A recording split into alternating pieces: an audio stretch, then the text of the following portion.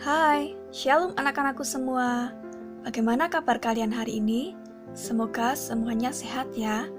Kita akan kembali belajar dalam mata pelajaran Pendidikan Agama Kristen dan Budi Pekerti kelas 3. Tema yang akan kita bahas hari ini adalah Aku mau menolong walaupun berbeda.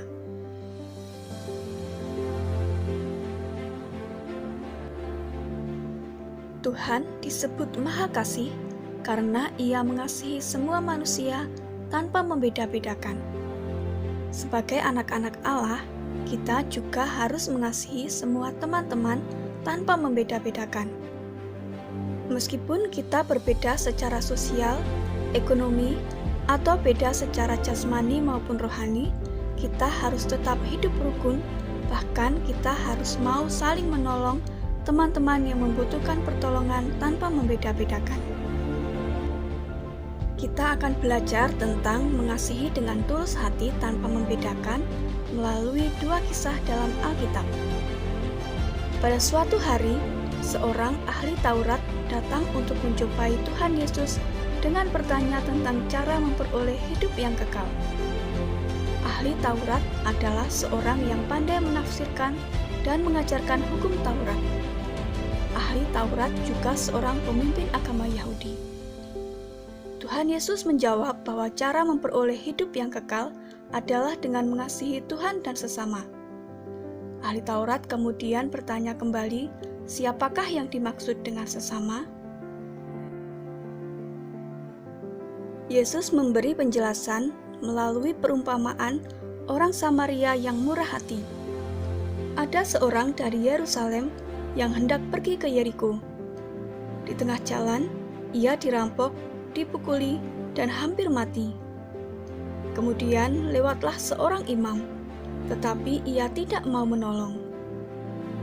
Kemudian lewat juga seorang dari suku Lewi, tetapi ia juga tidak mau menolong. Imam dan orang Lewi adalah tokoh agama, tetapi mereka tidak mau menolong orang yang sangat membutuhkan pertolongan. Kemudian lewatlah seorang dari Samaria. Ia menolong orang yang dirampok itu dengan cara mengobati lukanya dengan menyiramkan anggur dan minyak supaya lekas sembuh. Kemudian ia menaikkan korban perampokan itu ke atas keledainya dan membawanya ke penginapan untuk dirawat sampai sembuh. Ia juga memberikan uang kepada pemilik penginapan untuk biaya perawatannya. Pada zaman dahulu, orang Samaria tidak bergaul dengan orang Yahudi. Hal ini disebabkan karena orang Samaria dianggap sebagai orang yang hina, rendah, dan berdosa. Orang Samaria adalah keturunan campuran antara orang Yahudi dengan orang bukan Yahudi. Karena itu, orang Yahudi tidak bergaul dengan orang Samaria. Orang Samaria mau mengasihi dan menolong orang lain, meskipun ia tidak mengenal orang yang ditolongnya. Sedangkan imam dan orang Lewi yang dianggap orang baik, tetapi mereka malah tidak mau mengasihi dan menolong sesamanya. Mengasihi dan menolong sesama membutuhkan pengorbanan, yaitu waktu, tenaga, dan materi atau uang. Perumpamaan yang diberikan Tuhan Yesus mengajarkan kepada kita bahwa mengasihi dan menolong sesama tidak boleh memandang perbedaan.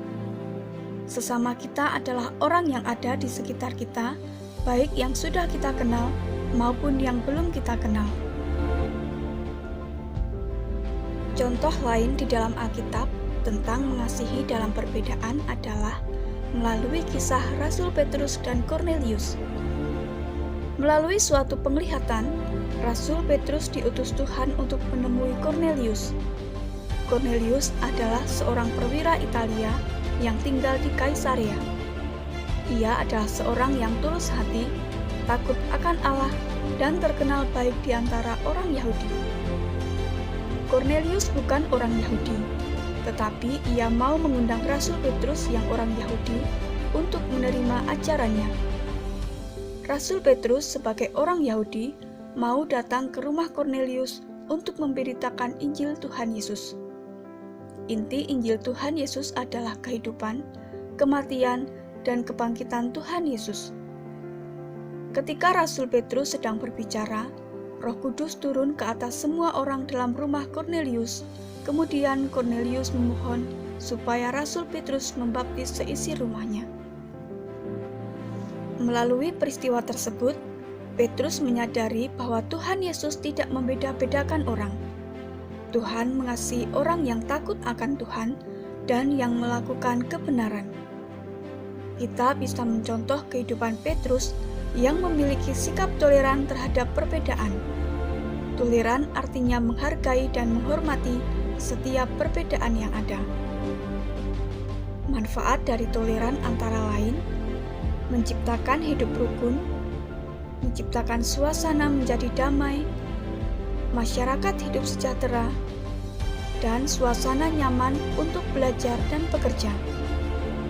Sikap toleran harus kita tingkatkan karena kita hidup di tengah masyarakat yang beraneka ragam status sosial, ekonomi, agama, karakter, suku, dan budaya. Marilah kita menjadi anak-anak Tuhan yang dapat mengasihi dan menolong semua orang walaupun berbeda. Baik anak-anak, demikianlah pembelajaran kita hari ini. Sampai jumpa lagi pada kesempatan yang akan datang. Tuhan memberkati. Shalom.